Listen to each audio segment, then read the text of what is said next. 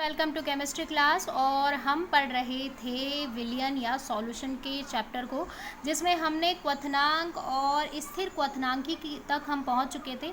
अब हम इतने दिनों से जो पढ़ रहे हैं, देखो सॉल्यूशन 2 टाइप्स के होते हैं। कौन कौन से? आपको पहले जो हम इतने सारे नियम पढ़े वो हमने पढ़ा है वोटाइल पे, वोटाइल, ठीक है, वोटाइल सॉल्यूशन के बारे में बात किए थे। और अब हमको जानना है नॉन वोटाइल सॉल्यूशन के बारे में। तो वोटाइल सॉल्यूशन और नॉन वोटाइल सॉल्यूशन होता क्या है? देखो, वोटाइल का मतलब होता है ऐसे विलयन जिसमें जो दो कंपोनेंट होते हैं, मतलब कि दो जो अवयवी भाग होते हैं। कौन कौन से? विलय, सॉल्यूट, और विलायक, सॉल्वेंट।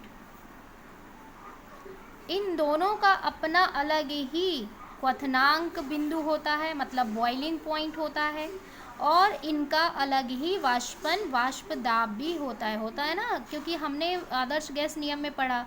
जैसे कि आपने कोई एग्जांपल ले लो, एक कंटेनर लिया, उसमें आपने जल लिया और उसमें कुछ मात्रा में, मतलब जल ले लिया आपने 100 ml, 90 ml ले लो, चलो 90 ml आपने जल लिया, और इसमें डालते हो आप एल्कोहल, एथिल एल्कोहल C2H5, वो डाल दिए आप 10 ml, ठीक है। तो 10 ml इसमें देखो, ये भी द्रव में है, ये भी द्रव में है, ठीक है। उससे पहले आपने हेनरी का पढ़ा, ये राउल के नियम अनुसार है। हेनरी के नियम अनुसार गैस और द्रव्य की बात हुई थी, ठीक है, ये गैस हो गया और ये द्रव्य की बात हुई थी। तो दोनों में क्या हो रहा था? दोनों कंपोनेंट में ये हो रहा था, जो विलय पदार्थ है, याद रखना, जो विलय पदार्थ है वो भी क्या है? वाष्पशील था। वो भी क्या था? वाष्पशील था। अब देखो, गैस और विलयन में क्या है? विलय पदार्थ गैस है तो वो तो वैसे ही वाष्प में है। अब इसमें क्या और था? जो भी हम विलय पदार्थ डालते थे वो भी वाष्पशील था, मतलब वाष्पित होता था। उसका भी एक अलग टेम्परेचर है भाई। अगर हम ताप दे रहे हैं, जैसे कि अब इसको आपने प्रीवियस वीडियो में पढ़ा, देखो जो भी आपको सडन अटेंड करना है, अगर आप प्रीवियस वीडियो नहीं देखे हो तो आज का वीडियो समझ में नहीं आएगा। इसलिए पूरे लाइन से, सीक्वेंस से चलते रहो। अगर कहीं पे किसी दिन आप क्लास अटेंड नहीं करते हो तो पहले आप इसको देखने के बजाय, नए वीडियो को देखने के बजाय पुराने क्लास के वीडियो देखना बहुत ज़रूरी है, क्योंकि सभी वीडियो एक दूसरे से जुड़े हुए हैं। अगर आपको पुराना समझ नहीं आया तो नया बिल्कुल समझ नहीं आएगा ना, ऊपर से निकल जाएगा। तो देखो, मैं ये बोल रही हूँ, वोटाइल सॉल्यूशन अभी तक हम पढ़े, जिसमें हमने हेनरी के बारे में पढ़ा, ठीक है, और राउल्ट के बारे में पढ़ा। तो उन्होंने जो नियम दिया, वोटाइल सॉल्यूशन के ऊपर नियम दिया है। किसके ऊपर नियम दिया है? वोटाइल सॉल्यूशन। वोटाइल सॉल्यूशन का मतलब ये होता है जिसमें विलय पदार्थ वाष्पित होता है, और विलायक तो वाष्पित करता ही है, लेकिन इसमें विलय भी वाष्पित होता है। जैसे कि मैंने एक कंटेनर में जल और एल्कोहल को लिया। एल्कोहल भी एक अलग ताप में क्या करता है? वाष्पन की प्रक्रिया करता है। जल भी 100 डिग्री सेंटीग्रेड पे अलग वाष्पित होता है। जैसे हमने एक और एग्जांपल लिया था प्रीवियस वीडियो में HNO3 नाइट्रिक एसिड का, ठीक है, 83 पे ये डिग्री सेंटीग्रेड पे वाष्पन की प्रक्रिया हो रही है, और जो जल है आपका 100 डिग्री सेंटीग्रेड पे वाष्पन की प्रक्रिया करती है। मतलब ये दोनों क्या कर रहे हैं? ताप, अलग अलग ताप में वाष्पित हो रहे हैं। तो जब दो कंपोनेंट, ये दोनों को मिला के क्या हो रहा है? सॉल्यूशन बन रहा है, विलयन बन रहा है। ये विलय पदार्थ है, ये विलायक है, और ये विलयन है। तो विलय का भी एक अलग वाष्पन है, विलायक का भी एक अलग वाष्पन है। क्लियर हो रहा है ये चीज़? मतलब अगर विलयन में उपस्थित विलय और विलायक, है ना, विलयन में उपस्थित विलय और विलायक पदार्थों के वाष्प का दाब, है ना, पृथक पृथक हो, और पृथक पृथक ताप पे वो वाष्पन की प्रक्रिया करती है, तो उस विलयन को हम वोटाइल सॉल्यूशन कहते हैं। क्लियर हो रहा है यहाँ पे? वोटाइल सॉल्यूशन किसको कहते हैं? अब आज से हमको पढ़ना है इस विलयन पदार्थ, विलयन चैप्टर में नॉन वोटाइल सॉल्यूशन के बारे में। तो आज से स्टार्ट हो रहा है वांट हाफ समीकरण के बारे में, वांट हाफ के बारे में पढ़ोगे।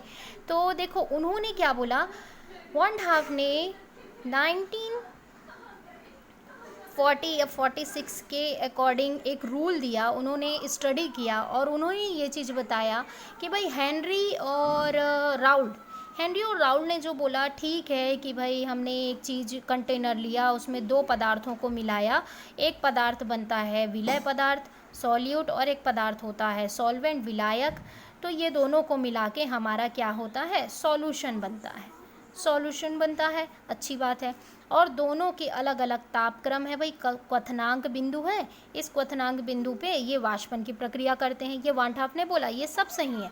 वान हाफ ने ये बोला चलो ठीक है, हेनरी आप बोल रहे हो ये भी सही है, राउल्ट आप भी बोले वो भी सही है, लेकिन अब बताओ भाई, अगर मान लो कि कोई हमारे पास ऐसा विलयन है जिसमें कोई पदार्थ जैसे कि विलय पदार्थ ठोस अवस्था में है, विलय पदार्थ किस अवस्था में है, ठोस अवस्था में। देखो हेनरी ने क्या बोला था, विलय पदार्थ गैस में हो तो उन्होंने नियम दिया, विलय पदार्थ अगर द्रव्य में हो तो राउल्ट ने नियम दिया। वान हाफ बोलता है कि मान लो विलय पदार्थ ठोस अवस्था में और जिसको जितना भी तापक्रम दो, टेम्परेचर दो, उसका वाष्प मतलब वाष्प दाब नहीं होता, वो वाष्पित नहीं होता। तो ऐसे विलयन को आप क्या बोलोगे, या ऐसे विलयन के लिए आप क्या नियम निकालोगे, फिर उनमें क्या क्या परिवर्तन हो सकता है। तो सोच में पड़ गए भी दोनों। फिर वान हाफ ने बोला कि ऐसे विलयन को हम क्या कहेंगे, नॉन वोटाइल सॉल्यूट कहेंगे। नॉन वोटाइल सॉल्यूट का मतलब अवाष्पशील विलय पदार्थ के अणु संख्या या फिर हम बोल सकते हैं उनके मोलों की संख्या के कारण, है ना, विलायक के ताप दाब में आने वाली कमी को नॉन वोटाइल सॉल्यूशन कहते हैं। ठीक है, तो उन्होंने वान हाफ ने बहुत सारे समीकरण दिए इसके लिए, जैसे कि आपका पहला समीकरण होता है, इसको चार्ट के अकॉर्डिंग समझते हैं। अभी फ़िलहाल ये चीज़ समझ आया, वोटाइल सॉल्यूशन अब तक हम पढ़ रहे थे वो वोटाइल सॉल्यूशन था जिसमें सॉल्वेंट का भी एक अलग वाष्प दाब था, सॉल्यूट का एक अलग वाष्प दाब था। नॉन वोटाइल में सॉल्यूट वाष्प दाब नहीं देता है, मतलब ये वेपर प्रेशर क्या होता है, इसमें ज़ीरो होता ही नहीं। क्यों? क्योंकि सॉल्यूट ठोस है। ठीक है, और सॉल्वेंट हमेशा वाष्प दाब देगा जो उसकी प्रकृति है। क्लियर हो रहा है? और जिसकी वजह से, ऐसे विलयन की वजह से विलायक के ताप और दाब में जो कमी आती है उसको हम गणना करते हैं, तो वो वान हाफ समीकरण द्वारा करते हैं, और ऐसे विलयन को हम नॉन वोटाइल सॉल्यूशन कहते हैं। तो इसको जानते हैं कि इसमें हमको क्या क्या पढ़ना है।